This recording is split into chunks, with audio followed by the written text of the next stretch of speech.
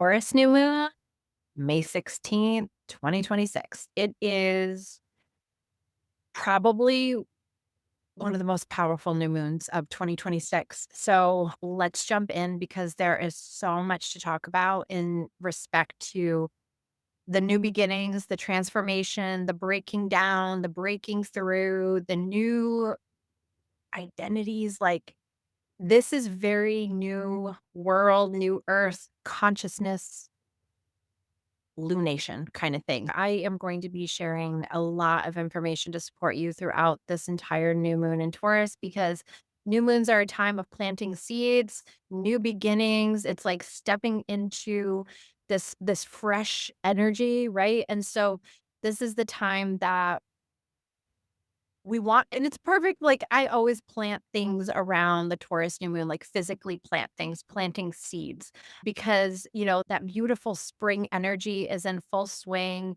There is this abundance, there's this fertility, like there's the soil, everything is rich. The sun is shining, things are getting very warm. Wildlife around us is very active, right? So it's like such a beautiful time to really physically plant new seeds because now you can watch them germinate and grow along with all of your new intentions and new beginnings. So let's talk about what Taurus really means because Taurus, we're going into Taurus season, right? May is a month where we have actually had we're going to have two full moons in May. So we have like the Scorpio full moon that happened on May 1st. We have on the last day of the month, the full moon in Sagittarius. Okay. And so now we're in between these two full moons. So that next full moon that happens at the end of the month is a blue moon. So there will be information coming about that. But this new moon in Taurus, we're getting ready to go into Taurus season. And Gemini season, I apologize. But what is all of this Taurus energy? What does it mean for us? Taurus is a fixed earth sign. It is the sign of the bull. And I don't think that there's any more clear of a way to describe Taurian energy. It does not budge. When we talk about fixed energy, like that's the bull. It does not budge. You could be like, hey, come on, let's go do this. Hey, I'm going to encourage you to try that. I'm going to invite you over here. I'm going to ask you to try this. If bull doesn't want to move, bull doesn't move. Bull anchors in, digs its heels in, does not have any reason to do anything other than what it desires. And there is like this very sensual energy that's also associated with Taurus. There is an embodied energy that is associated with Taurus because that fixed earth energy is very much like holding within the body, anchored in the body, integrating within the vessel. And the sensuality part of it is like all of the sensory experiences of being embodied within the vessel. Your senses do not become alive and awakened intellectually, right? And this is something I've talked about quite a few times about like the embodiment journey because most human beings, I think that they think that they are in their body because they are just thinking about so many different things and it feels like they're in their body from a thought perspective, from a mental state. But if you like, let's try this right now. You're listening to me. You're connecting with my words. Maybe my words are giving you certain feelings. Maybe you're noticing certain thoughts. Maybe you're feeling different sensations happening in your body, but you're not really paying attention to it. You're not really curious about it. You're not honing in on what is exactly happening in your body and saying, oh, well, what does this feel like? What does this remind me of? What does this bring up for me? And so one of the ways that I get my clients back in their body really fast, this is a technique that I've used with clients before. Let's just say somebody messages me and they're like, "Yes, I'm having a really chaotic day. My thoughts are scattered. I am kind of putting out all of these little fires. Like there's problems with staff, there's problem with, cancellations, there's problems, right? There's just aggravation and frustration and you feel overstimulated and kind of all over the place. And it doesn't feel good. But you're not actually in your body when all of these things are happening. Because when you're in your body, there's a state of control that you have. So I want you to actually like close your eyes and I want you to just take a couple of deep cleansing breaths just to kind of find your center and just allow your body to settle. Do you feel your body? Now I want you to actually set your mind to focus on what your tailbone feels like. I want you to direct your energy to feeling your tailbone. And I direct your energy here because oftentimes we're guided to our heart, feel our womb, feel our solar plexus, right? Like, and we're very much up here because we're always thinking and we're always got stuff going on. But when I drop you down, boom, into your root, into the tailbone, the root chakra, the base part of your body, right? There's a distinctive difference in what you feel. And so when you feel that, what does that feel like for you? I'm very curious. Like, seriously, if you have noticed a shift, like all of a sudden you had like an aha moment, which is typically what happens when I introduce this practice to different people. I notice that they're very scattered, very overstimulated, they're very distracted. The stress levels are very high. Their brain is probably in very active beta. And so I'm like, I want you to take a couple of deep breaths. I want you to find your center, but I want you to drop your attention into your tailbone and feel that. And then all of a sudden it's like, oh, yeah, that's there. I didn't realize that was there, you know? You normally will feel like maybe aches and pains and muscles and different things that irritate you, that frustrate you.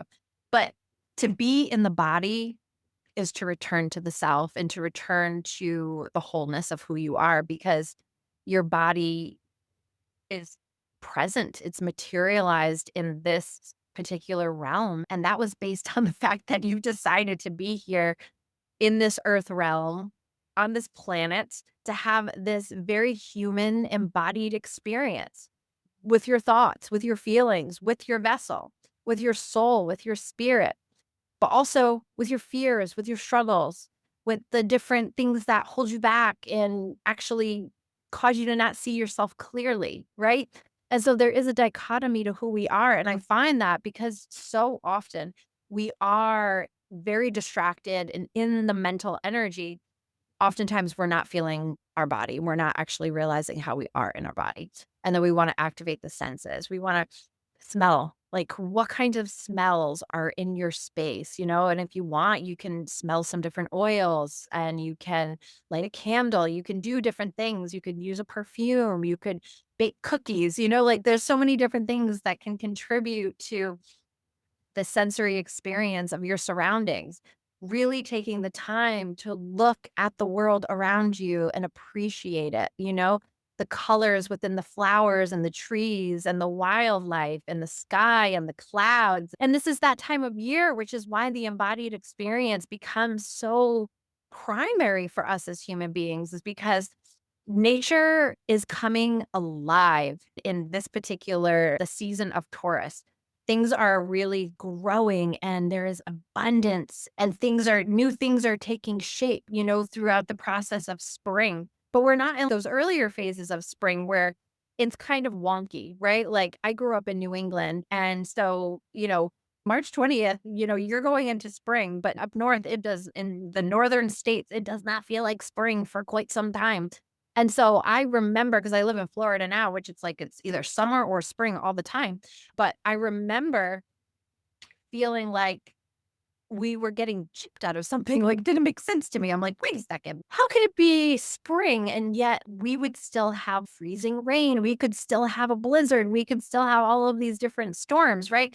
But something happens going from March to April and then to May. By the time we're in mid-May, it definitely is a noticeable different that the sun feels warmer. The days are longer. The new sprouts, you know, are really blossoming. New life is really shining through all around us. It's very difficult to ignore at this point of the year, you know? And so that is a very active sensory experience if you allow yourself to go there. And so to live in that sensory experience means to allow yourself to hear the sounds, to smell the scents, to see what is available to you in your surroundings, to feel, right? To sense it all intuitively, empathically, to taste the flavors of life. the new things that are coming off of the trees, like the fruits and the berries and all of these things, right? So that is what Taurus means to me, but it's also a very stubborn sign. It is a sign that is fixed. It doesn't want to move. It's like, this is where I want to be. I'm not moving from this space. And so sometimes Taurus energy can get lazy because it's very self-indulgent because of that embodied experience, because of the sensuality, because of the sensory experience of being in that Taurus energy. It's like, oh, I just love it. I love the taste. I love the flavors. I love the smells. I love the beauty. I love it all. And it's all about, it rules the second house. So it's about possessions. It's about what you have, the material world, the material possessions, the beauty. It's ruled by Venus, not the same way that it ruled Libra. I'm a Libra. I'm ruled by Venus. I have 5 placements of Libra. So Venus is a primary factor in my birth chart. But the Venusian energy doesn't hit Taurus the same way as it hits Libra. For Taurus, it is the embodiment. It is the sensory. It is the feeling and the touching and the, like feeling your body move is a beautiful way to really embrace the Taurian season because once we go into Gemini, it's going to be very different. We've already passed through Aries. Aries is very different than Taurus, and so we've got all of these signs and seasons for a reason. It's because it's walking us down a path throughout the year that helps us take on different themes and different focal points and different areas that we are able to drive our attention and our intentions, ways that we can develop purpose and have this like really refined approach to new things in our life. And I love having themes. My family and I, we have themes about all sorts of things because I think life can get just boring, right? Like when you're working, you've got your kids going to school, you've got just different things happening in life, right? And so there is a monotony, there is a minutia to all things at some point. And so we assign a lot of different themes like, oh, this is the month we watch these types of movies. This is the month that we take out these particular decorations. This is Taurus season. So this is like planting all of these beautiful seeds and flowers and really taking in all of the smells and the feels and the tastes and the beauty and the bliss and the pleasure of your environment and holding that within yourself. So that is Taurus. I am not a Taurus, I'm a Libra. I do have one placement of Taurus in my chart. My Chiron is in Taurus. So for me, having a Chiron in Taurus, if you do have a Chiron in Taurus, this is going to be about safety and stability and security. So that would mean that you probably work extra hard at creating safety and security within your nervous system because there might be this fear that something's gonna come and take it all away from you. Something's gonna come and take away your security. Something is going to like, the bottom's gonna drop out. Something's going to happen, and it just doesn't feel safe. I have to secure, I have to hold, I have to control all of these things, right? And so Chiron Taurus is that kind of injury, that kind of wounding. And then the house in which it shows up for you would really show you how it's going to refine that relationship. So mine is fourth house. So that's early childhood development and family life. So I know why my Chiron is what it is, but it helps me understand where the healing really wants to take shape in my life. And when I am triggered or lack of security, lack of safety, what knowing that my Chiron is in Taurus helps me understand that, it's not that I just can't figure this out. It's not that I'm bad at this. It's the fact that I am here to be very intentional around my safety and stability by focusing on healing those wounds, right? So that is Taurus energy. This is the new moon in Taurus. And so new moons are always going to be when the sun and the moon are in the same part of the sky together. They are in unison. We call that in astrology a conjunction. Conjunctions really do compound. It's like we have these two really strong celestial forces together, the moon, the feminine, the sun, the masculine. They're merging together, and together they have like this divine unity.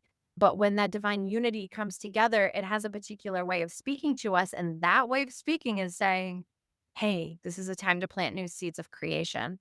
This is a time for you to step into a fresh start. This is a blank canvas kind of energy. We want you to take both masculine and feminine energetics and weave them within yourself because that is part of the divine union within us as well to create oneness and wholeness between this unity and to express it out into the world through balancing those energetics as well. So when we're looking at the new moon and the new seeds of creation, we know that something new wants to take shape. Now we've got to figure out, like, well, what wants to take shape? How do we get something new to take shape, right? And this is where I'm looking at other celestial alignments and the other ways that planets or other astrological celestial bodies are speaking to each other based on their angles and patterns and geometric locations within our cosmos. And it's a lot of fun to go through these analyses and evaluations because it's like decoding the message. So there's going to be a few really, really interesting things that I want to bring to you. And it's going to help you understand what to do with this new moon in Taurus, right? So we know that Taurus loves stability. We know that it wants to hold things, it loves to embrace the beauty of the materialized world. So we also want to look at what house Taurus is in for you. So for me, as I have already stated, because my Chiron is in Taurus, I know that Taurus for me is the fourth house. And the only thing you really need to do to understand which house, like how it's going to show up for you. So for me, I'm thinking I'm probably going to have some really interesting things that are healed around early childhood life and just different things that I experienced in my home growing up that may have contributed to some of that wounding. Because my Chiron in Taurus is actually going to be holding a pretty close relationship with this new moon. So I feel for me, I'm actually going to be able to heal a lot of old identity patterns and woundings around this particular transit. Okay, so let's get to it. All right, the first one I really want to talk about is the fact that the new moon is also conjuncting Mercury. Mercury is that very active mental energy. The archetype is active mental energy, but he wants to talk about things. He's like, let's talk about this. Let's talk about this. Let me awaken your mind. Let me activate something within the psyche, within the mind, your ideas, is creation of new ways of communicating, of expressing yourself into the world. Mercury, when it is in conjunction to the new moon, that means that it's a conjunction to the moon and the sun, which means that they are all three of them holding this really tight relationship with each other, compounding the energy.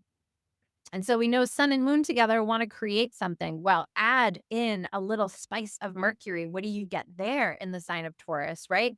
I really feel like this is saying you've got this opportunity to step into some really new ideas, some really new ways of thinking, really new ways of getting your point across. Like there is a new awareness that is coming into your mind about the ways that you have probably held yourself back from expressing yourself, from being able to take an idea from A to B, like maybe you've stopped, you've halted, you're like, I get the ball rolling, but at the same time, I get unsure, I get wobbly, I get a little inconsistent. Sometimes I self-sabotage because I know that I can actually get it to completion, but I'm afraid of what's going to happen when I get it there. What if it isn't any good? What if nobody likes it? What if it doesn't work, right? I know I can get to the end result, but what if it's not good enough? And so I feel like that is a lot of what's happened for us. And this is what is starting to shift is like, I don't think that way anymore. I actually feel much more confident. I feel like I've been able to encounter and confront all of these old thoughts and identities that kept me stuck in self-sabotage, in self-destructive behaviors that didn't allow me to have more agency over my thoughts, over my communication style, over my creativity, and how I love to share who I am with the world. That is going to be reshaped during this new moon. The second thing that I think is really important is so Uranus just went into Gemini on April 20, and so there has been some massive shifts ever since Uranus went into Gemini because it spent 8 years in Taurus. But Uranus is not a planet that really thrives in Taurian energy. Uranus is more of an air planet because it rules over Aquarius.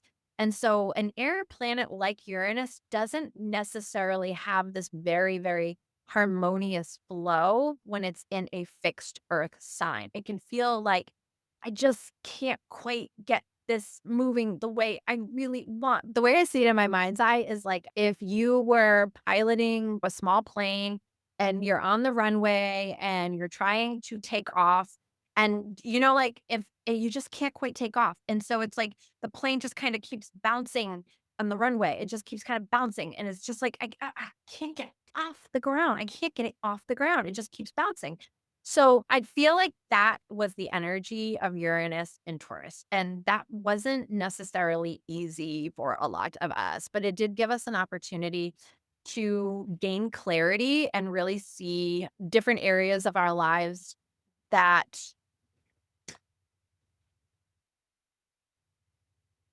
it's not that it wasn't working, but yeah, kind of like wasn't working. I think there was a lot of groundedness when Uranus was moving through this particular transit, and it made it very difficult for things to take off. And so, if anything, it helped you really evaluate your strategy and how you launch things into the world. But the aspect that I'm really looking at with this new moon is the aspect of Uranus trine Pluto in retrograde. Because Uranus is in, I think, the first degree of Gemini. And then we've got Pluto at 5 degrees retrograde in Aquarius. So it's not like the tightest conjunction, but it's a conjunction. It's not a conjunction. It's not the tightest trine, but it's a trine that you are going to see getting stronger and tighter over the next, like,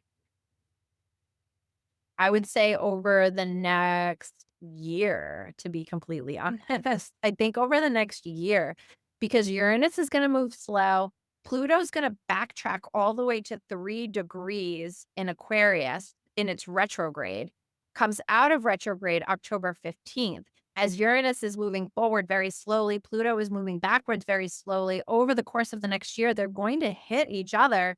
It's not a fast moving situation. So it's not a super tight trine right now, but I can see how it's taking shape and I can see how it's going to get more intensified and strengthened over the upcoming months. And so I do want to bring it into this new moon because what I really do feel like it's revealing to us is it's helping us to redefine our power and our purpose in this world. There is something that is becoming more aware for you because of Pluto retrograde. Pluto retrograde is journeying through the underworld of all these very deep inner transformations. And those deeper inner transformations are going to reveal where you have power struggles, where you have control issues, where you're letting your ego take over and sabotage the process. And so when Uranus is trining Pluto, there is a big energy to say, we have to move this. We have to shift this. We're moving it. We're getting rid of it. We're activating something very different. It's a very different energy that's being activated through that process. And it's because it wants to help you become the individual that you came here to be, not because of your family that you grew up in or the family that you've created for yourself now, not because of who you thought you were because of your education or who you think you are because of the business that you run or who you thought you are because of the kinds of friends that you keep and the books you read and the shows you watch and the movies you love. This is about finding the individual that is so authentic. So authentic. And that is going to be a recurring theme. I'm pretty sure about a year or so. Okay. So just be aware that these celestial bodies are having a very active, very energetic conversation with each other. Okay. But it is to help you redefine your power, your purpose by claiming your individuality, your authentic individuality. Okay. The next thing that I really want to talk about is the Neptune trine Pluto in retrograde. So another really big outer planet situation here. This and these outer planets like the Uranus, the Pluto, the Neptune, this is definitely like big picture, global, humanity consciousness level stuff. And what it is trying to like is what it's helping us do with the trine of Neptune and Pluto in retrograde is it's also redefining the vision. Okay, so we have this redefining of our authentic human, our authentic individual self, we also now have with Neptune and Pluto this redefining of the vision. And isn't that perfect? Because, like, if you are feeling yourself as a human, a divine soul, like all of these things are shifting within you, like there is a metamorphosis that is taking place, right? You can't embody this new identity without having new ideas, without having a new vision for your life and your future, right? So when we look at the fact that new moon is conjunct Mercury, Uranus trine Pluto, Neptune trine Pluto, new identity, new vision, new ideas, new thoughts, new ways, new paths, new. It's like, whoa, we have gone through lots of cleansing, clearing. We have been journeying through muck. We have been the plane that has not been able to really like it can get off this fucking runway. It just keeps bouncing and bouncing and bouncing, and then eventually it feels like, "Whoa, all right, we figured it out. We got off the ground. We are now in the air. We are moving. We are supported by the air energy." And that is also what's coming because after Taurus comes Gemini. So we're moving from the earth to the air in the next couple of weeks anyway. Wait, no, the next well, yeah, probably the next week. In the next week, we're gonna be leaving Taurus and going into Gemini. So anyway, there was a vision that you probably had about your life, about your future, about how you see yourself, about how you see yourself based on your past and your experiences, hardships, struggles, the things that you have felt resistant to, the things that have felt like immovable, unlovable, unshakable. Like all of this is getting rewired for you right now. And so, with that, of course, the way that you see yourself, the way that you see your future, the way that you encounter your desires and your dreams and your goals is being reshaped.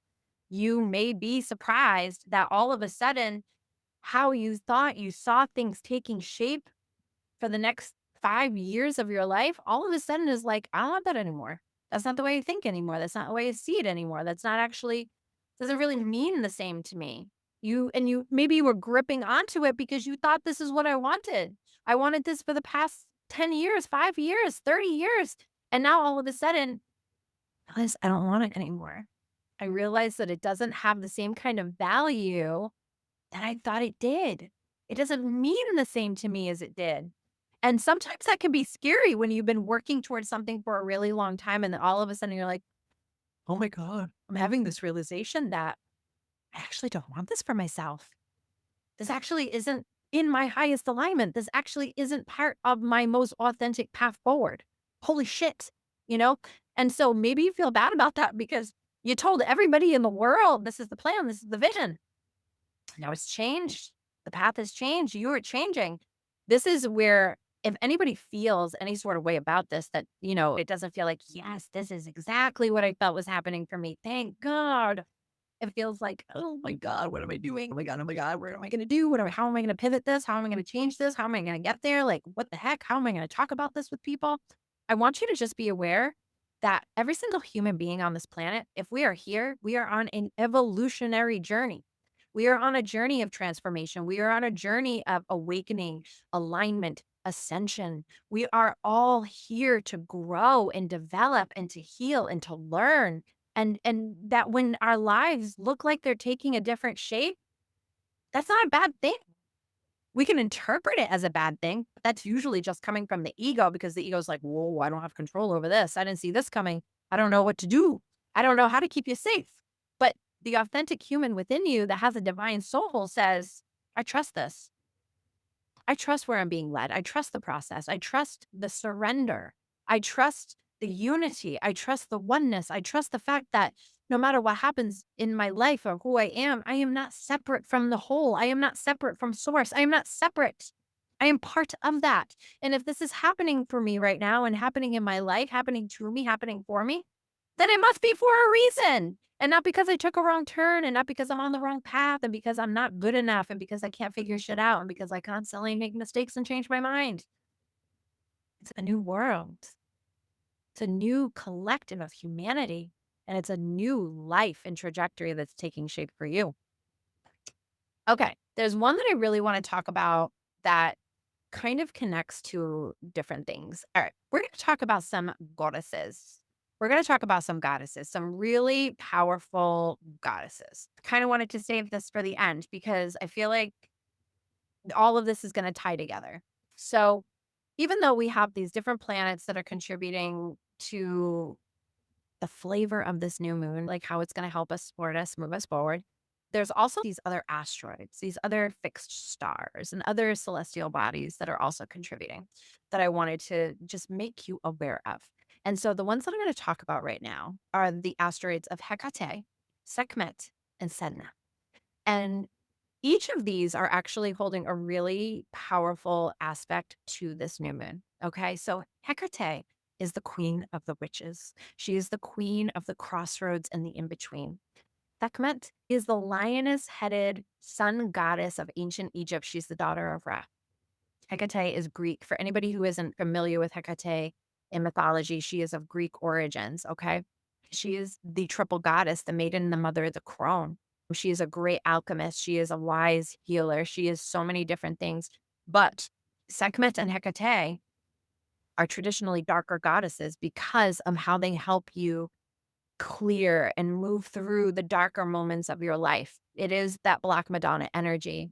Black Madonna energy is probably a little bit softer, but I do feel that Black Madonna energy can definitely be intense because I also associate Kali with Black Madonna energy. And then we also have Sedna. And Sedna, I've talked about before. Make sure you watch that to get a little bit more of a clear understanding of how Sedna is interacting with these particular energetics. And it's also important for you to know how Uranus and Gemini is going to really reshape the individuality of who you are and really rewire a lot of different things within your nervous system that are associated with your identity. So if you haven't yet watched that video, please go into the videos and watch that. So Sedna, and we've talked about her, she's also a dark feminine because she brings in she was betrayed. She lost her life. She got her fingers severed by her own father. Like these women, these goddesses, they're intense and they have intense stories and origins. And the things that brought them here is they're not lovely, lighthearted, fluffy, rainbow energy type stories and origins. It's hurtful, it's betrayal, it's deceit, it's hardship, it's loss, it's grief, it's feeling untethered, it's feeling wounded, like it's feeling bad. It's just, you know what I mean? The opposite of feeling good. But through that journey of alchemy, turning the darkness into light, turning the lead into gold, this is what they're journeying with you on. This is what they're supporting you with. Okay. And so to have Hecate, Sekhmet, and Sedna all aspecting with this new moon, I'm telling you right now, there is some really intense energy that is very, very geared towards feminine energetics. And I want to say this. There is a great awakening happening on this planet right now, simultaneously as old structures and systems are continuing to dismantle under the abuse of the patriarchal systems. When the patriarchal systems are not here to uplift and to serve and to support into the higher levels, they're controlling, they're repressing, they're oppressive, they're toxic. They make you feel like you have no worth or you have no value unless you are almost in this constant productivity or measuring your value based on what you can produce. And this is not truth. This is not universal truth. It is not God's truth. It is man's truth. It is built by a system of accomplishing something for the greater good, which is wonderful. However, how many people get torn down, torn apart, trampled over in this process? It's served a purpose for the time that it was here.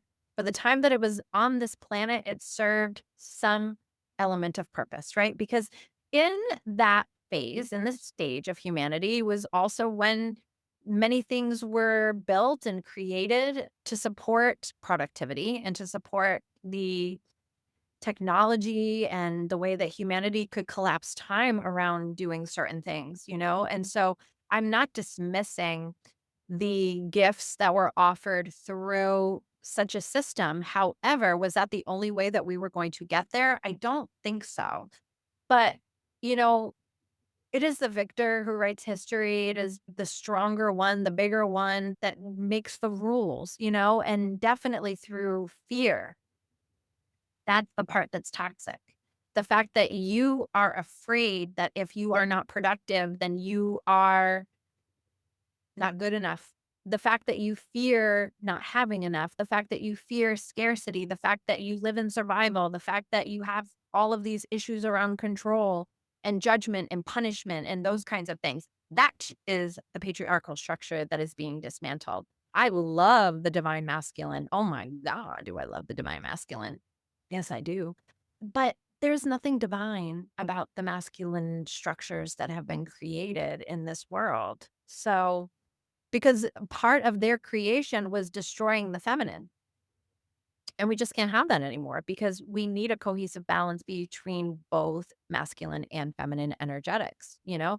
So that is actually what's being restored. But in the process of restoring the feminine, we also have to restore the masculine because the masculine got super toxic. That meant the feminine got toxic. Both parties are injured in this process. Okay. So nobody really got out clean unless you were part of that like 4% of humans that were making the rules, right? And if you're the rule maker, then you probably made out pretty well. But if you're the one that is constantly trying to follow the rules because they said if you did, everything would work out really good, and you notice that it's not, and that you don't feel good, and you have anxiety, and you're depressed, and you're overstimulated, and you're in survival mode because you're trying to figure out your fucking direction and why there's a war and there's this and that and the other. And lots of changes, lots and lots and lots of changes. But throughout this process, there is going to be a great awakening that is offered through this. And I think that these goddesses are here to support that process. So Hecate is helping to hold on. Let me connect with her really quick. I hear her say, I'm here to guide you through the crossroads. I'm here to guide you. I'm here to grant you safe passage through the crossroads. This is literally what I'm hearing right now. And I do work with Hecate, and my daughter, my oldest daughter, has a very close relationship to Hecate. Now, Sekhmet, I also work pretty closely with Sekhmet because when I first started this journey many years ago, around the age of 15, the Egyptian pantheon was the first pantheon that I really, really, really, really gravitated towards and felt like they were a part of me. They are a part of me. I still feel that way, but they were the ones that I went to first. Isis and Sekhmet and Bastet and Hathor and Sheshet and Thoth and Osiris. I really love the Egyptians. So Sekhmet, she is a powerful alchemist, but she does not do it gently. It's almost like she's saying that she has to, like, crush your bones and chew your flesh, and she has to digest all of your pain. She's not eating the parts of you that are pure. She's not eating the authentic. She's not eating the divine. She's eating the shadows, the parts that are cloaked in darkness that the light cannot penetrate, the wounds that you carry, the garbage that you're dragging around with you. That's where she's like, I'm gonna come in and I'm gonna fucking devour it. You know, like that is what I'm getting from her right now. I'm gonna fucking devour it. And so, like, just like let her devour, let her eat away. It's like when if somebody had a really bad infection in the olden times before penicillin and whatnot, they would put maggots on, you know, if you had a bad cut and it got infected, they would put maggots there to eat the infection. Not like the prettiest thing to imagine in your mind, but it was eating away. And that's what she's showing up to do. She's like, "I'm going to eat it all." And so let her, invite her in, you know, open your heart to Sekhmet and let her crush the bones and crush everything and devour it all because there is a beautiful alchemy that she's gonna offer you in there. It's not like now you're just gonna be all hobbled and or your whole body is like Swiss cheese now because she just ate away all of these chunks and you're left with nothing. Like, no, the alchemy is part of her. That's the restoration of who you are, is by removing and alchemizing all that could not be touched by the light. Everything that you felt was rejected and unlovable, right? And then Sedna, she is conjunct Uranus. She has a very, very, very, very big role this entire year. Just keep your ears and your eyes open for Sedna. Her part is going to be very individualized as well because her wounds were very connected to belonging and deception and betrayal. She wanted to be saved, but she was sacrificed. And in her sacrifice, she was reborn through death at the bottom of the ocean. It's a beautiful story. It's a story that makes me emotional because I can feel her dark feminine within me. They're goddesses, they're archetypes.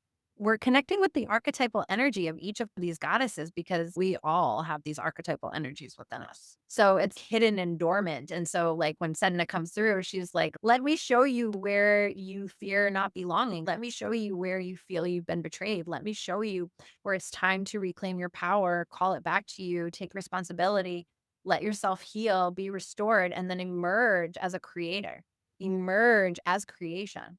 Like, that is such a gift. Oh my God, how beautiful is that, right? So that's all happening right now. And this is happening in the upcoming days. And so there's a big energy with that. The last, no, second to the last piece, kind of second to the last piece is Olgol, which is a fixed star. Okay. This is not part of, like, obviously working with the goddess asteroids and other, like Chiron and stuff like that. Typically not part of your traditional astrology because these particular astrological bodies could not be detected without technology. So thank you for the technology where we can now see these aspects in the cosmos. But the fixed star Algol, typically, because it's at the head of Medusa, Algol, this fixed star right next to Perseus, it's at the head of Medusa, it's in her hair. It's at the top part. And Algol typically represents destruction and violence and misfortune and collapse. Algol is not like this super friendly fixed star at the head of Medusa. But because we also have a Mars sextile Venus, or Venus sextile Mars.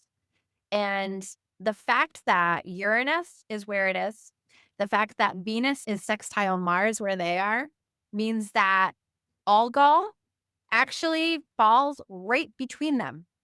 And that actually changes her representation during this moon. It's not about collapse. It's not about destruction and misfortune and everything crumbling to pieces. When you have Mars sextiling Venus, this is about affection and passion and connection. And it's physical, it's beautiful, it's like romantic, it's flowing, but it's active. And, like, there's this beautiful spark that wants to come with it. It's pleasure in the body, it's pleasure in your surroundings. Like, it is really lovely. It's a really lovely alignment because now that Algol is between them, it changes how she functions here. It changes how she functions. And also with the Uranus placement as well. This is all changing how Algol is actually going to impact this. So with her fixed star influencing this particular new moon, she is supporting the other goddesses and saying, let me walk you through this threshold. Let me guide your path forward. Let me awaken you to the power. Let me activate the Shakti.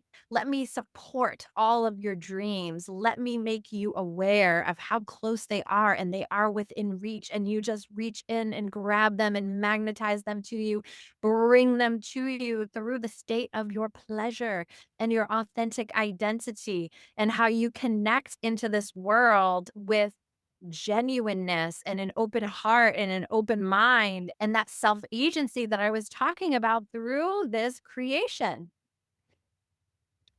So, my invitation to you is to what is my invitation?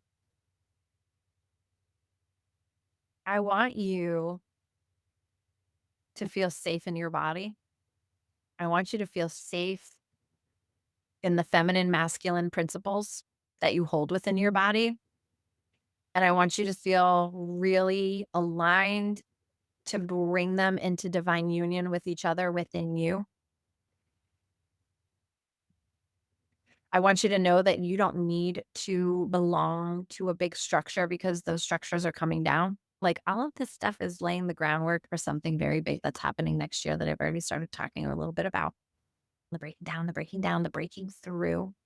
And so this is an opportunity for you to have a really, really powerful revelation, a really powerful breakthrough and epiphany about who you are and the path that you're walking as an individual. Also, who you share that path with in divine union, how you hold yourself within your body and allowing your mind and your heart to unify within the vessel, merging with the spirit and the soul, knowing that everything that has happened that has felt probably like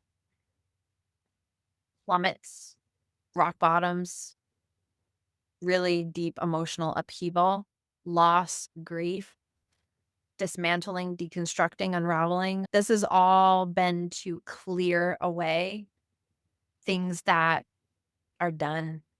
So many endings, so much closure, so many ends of chapters, but because there are new beginnings, there is a very, very, very real new beginning coming for you. And it's just interesting because it's not your traditional new moon, new beginning. Something very, very different is taking shape, and you can probably feel that now. You can probably notice that it is far more significant than you realized, and you will probably come to understand this on deeper levels in the upcoming weeks and months. I'm really so grateful to have you here. If you have not already subscribed, please subscribe. Please leave a comment about how this energy feels for you and the messages that I've brought through. What is really, really resonating? And always, like, if there is something that doesn't resonate, please do not feel like you have to take that you don't have to take anything. You don't have to take anything. This is a free share of mine, of my own interpretations and experience with these energies and how I feel them working through to the world. And so when there are things that really resonate, take that and write it down. Why does this resonate with me? What am I feeling about this? What is it telling me about myself? What is it trying to show me right now? What am I trying to learn? What do I need to let go of? Because to let go means that we are preparing to take on. This doesn't fit anymore. That can be hard. That can be difficult. But this has to go so that this can come in. Okay. So I'm sending you all so much love. Thank you so much for being here. So many new moon blessings for you all. Leave it in the comments if you've had an experience throughout this video. If there was something that really struck you, I would love to know about it. Bye for now.